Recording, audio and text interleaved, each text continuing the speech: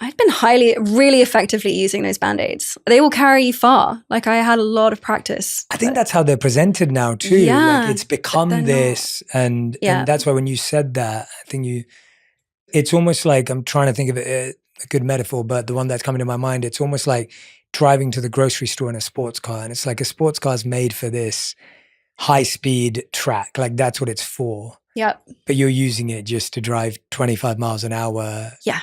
To the grocery store, and it's like, well, no, it has so much more capability and ability to take you somewhere phenomenally, but you're using it for a really simple, basic task. Not gonna lie though, I remember when I did my first Vipassana and sat long enough, and I went to my teacher and I was like, what have I done? Go on, tell me about this. Go on. What have I done? What do you mean? In what way? Because in a way it was almost like I realized once you start paying attention to your truth, it's very difficult to go back. And in some way, it felt like, I was like, oh my God, I don't know if I like this. I don't know if I like this. So good. Maybe I want to go back. And once you step through it, you kind of can't go back. And I remember him looking at me calmly and saying, could you even go back now, even if you wanted to? And I was like, I guess not. I guess this is the path I've chosen to walk. And to some degree, in the same way that getting cast as Hermione and like making my peace with the way that changed my life were my marching orders, I think trusting that is, that's all I can do at this point. I'm just holding on for dear life. It's like the mafia. Like once you're in, you know too much. Yeah, it's true. Like I'll never forget that moment. Yeah, I'll never forget that moment. I was like, oh no, this is undoable now, isn't it? And he was like, kind of, yeah. I was like, oh no, it's so uncomfortable. It's so uncomfortable being honest with myself. And then I have to be honest with other people as well. This is a nightmare. Why did I do this? Why am I here? Oh God. What's... I'm just imagining you on that Vipassana retreat, like coming out of it and just having that reaction. Yeah. It's so funny. Yeah. So good. That needs to get added to the play. Okay. That moment needs to be added to the play. I wrote something. Yeah. I wrote something about my doing the 10-day Vipassana for the first time, because my God, it's such a roller coaster. Yeah, it's such a roller coaster. Anything you want to share about it? No, I don't want to bore you to death. No, but I mean, I think what was funny was like, I have this picture that I drew of day 2, and it's like green and pink and there's butterflies on it. And it literally says, this is so embarrassing. It says, I am beautiful. So embarrassing. I just felt like, and I was like, oh my God, this is bliss. I was like riding this wave of like meditation ecstasy, basically. Whatever dopamine hit I was getting from that was wild. I just felt unbelievable. And then I surfed that wave straight into some kind of like brick wall of, oh my God, like all the things in life that you think are outside of you actually live inside you.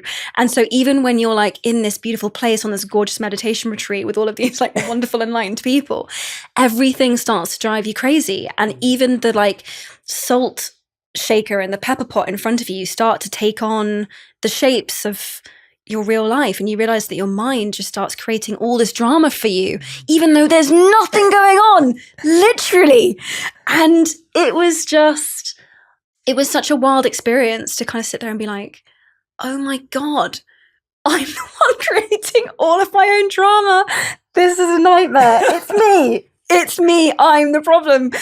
And I was like, I can't stay here. I can't do this. This is way too hard. Living with myself and my own thoughts is going to drive. This is unbearable. I can't do this. That was a really big learning. And one I have to remember all the time is like, I, as a perfectionist, which again is a kind of violence on yourself, I would try to like shame and blame myself into and like kind of shake myself up and give myself these kinds of like talkings to make myself do stuff. And sometimes, to be honest with you, they work in the short term, and in the long term, they fail you miserably. Like they just do not work. The only way that I have learned to change my patterns to show up for myself better, to change in the ways I want to change and grow, is to be loving towards myself.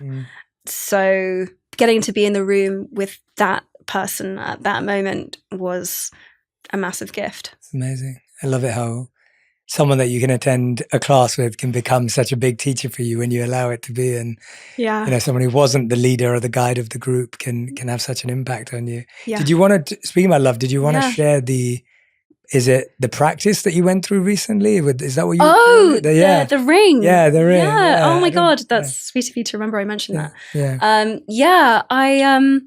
I guess having gone through this odyssey, which has been the last, 7 years, I was like, okay, I kind of feel like I've got to a place, and this will continue forever, where I want to celebrate where I ended up after I kind of left land, it felt like. And I did a ritual just a day of celebrating with my friends and chosen family, and they each bought me this ring which has 22 petals on it, and each of them bought one. And I've just never owned anything so valuable in my life, because to me it represents the life that I've built, which was the one that I really wanted, which was one that was made up of community and my roots and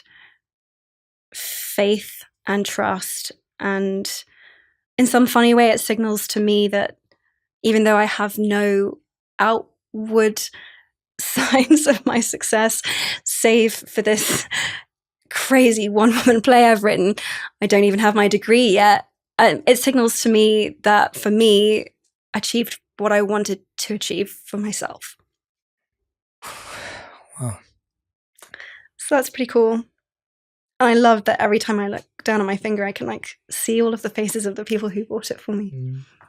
You're amazing at holding space. You're so kind. The amount of people who've probably sat in this chair and been as emotional as I have, and you don't turn away. It's amazing. It's easy with you. That's very kind. Thank you. It's really easy because it's really heartfelt, and you've shared so much of me before today and today that I felt like you created that space for me to sit with you before today and today.